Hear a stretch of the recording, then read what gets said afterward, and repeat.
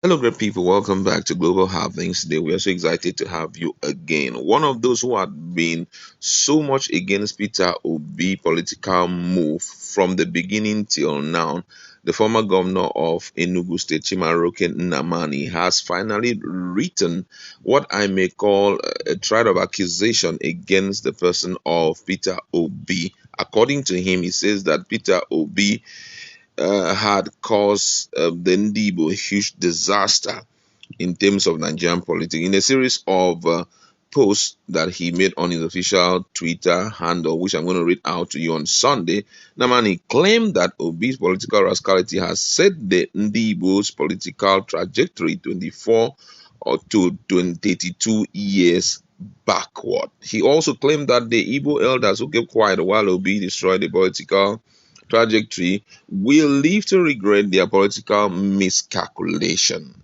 This is really mind-boggling. But let me give you full details of what he wrote in his Twitter page. According to him, he said, examining the trial of Peter Obi's political rascality and misguided high-risk Igbo ethnicization, the Igbo youth vile inner political immobility and social vacuity, and the party low energy, social sedation, and non-sophistry and political suicide of Igbo elders. To the first part of the trial, Mr. Obi has set the Igbo political trajectory 24 to 32 years backward. He has become a twin bleat and scorch, scorch on the land. His Davios Open served to Christians within section of Nigeria and to Igbo domicile in different sections of Nigeria is severely addictive and non-detoxifying. We'll come back to this point. To the second part of the trial, the Ohanaeze grown elders who kept quiet while the goats labored teetered will live to regret their political miscalculation. As governor, I knew they were essentially in it, so shallow. Coming to Enugu at long weekend to cash fund in the guise of Mpuke, these Igbo leaders, including Ashwebi governors, quite unlike my 1999 class, they deliver Zelish Road, zero water, okay, zero, they deliver zero road, zero water, zero health, zero education, zero debt everywhere, or okay, zero education, zero debts everywhere in their states and on their behalf 2 terms. For 8 years, the Presidential Commission, zero. My governor escaped without a single press conference or media tete a tete in 8 years. Forgive my liberty at including the last 36 days. They danced while Igbo land burned. They lagged the liver to condemn sit-at-home stroke home lockdown, nor condemn the killings. Their governmental incompetence fitted the anguish and social bond. They cowered at Peter Obi's message of hurtball and incitement. They fell for the third part of the trial. I pass. I take a rain check. No mass. Now back to that point. For that I cry in my heart. As an Igbo, it seemed clear to me that by own miscalculation we have shown plural multi-ethnic Nigeria our own vulnerability and political maximization. Move on they may without us politically. That is it. He wrote some other little stuff.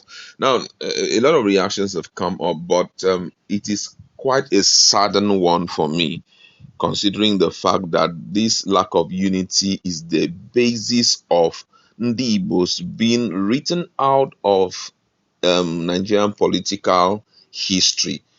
Very unfortunate that for a whole generation there had been no single Ndigbo who had become the president of Nigeria. We are not trying to whip up sentiment, ethnic sentiment, or anything, but I feel for there to be equality in this country, the ideal thing that anyone should support would be for Andibo to lead this country, whether good or bad. Yes, why? Because all other hands have been tried.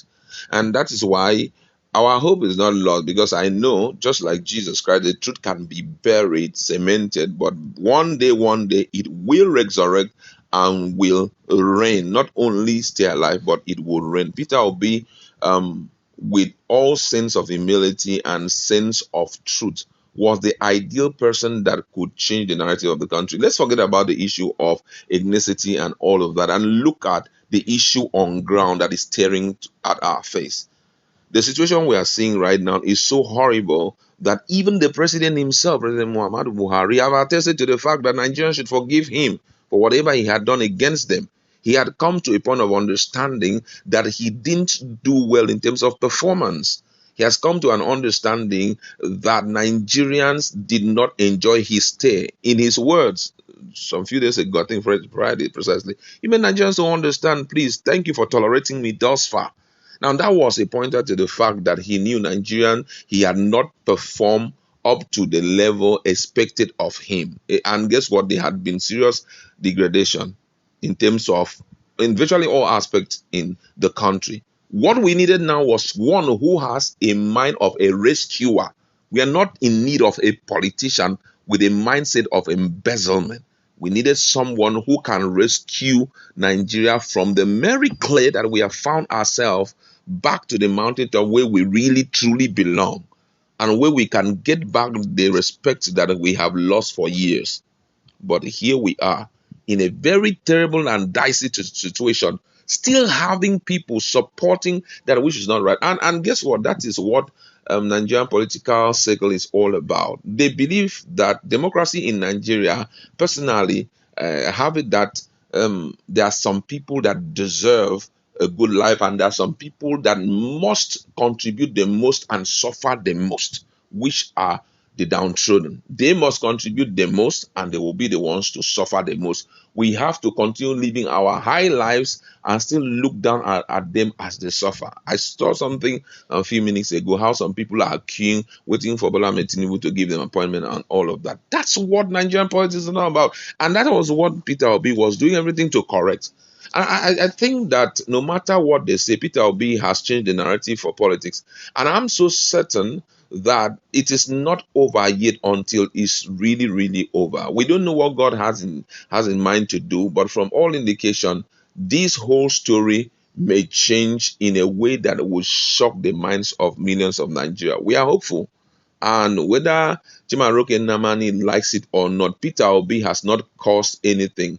Instead, he had proven that if Ndigbos loses this opportunity, they should re-strategize better. Why? Because they have all it takes to rule this country. Even the demography is in their favor. We know what had happened thus far in terms of deprivation to vote and all of that. But hey, nobody will have to look at that side for now. And we are hopeful that whatever that judiciary would do, at the end of the day, Nigerians will come back with praise in their mouth. I like to leave it there. What's your position on all what Chimaroke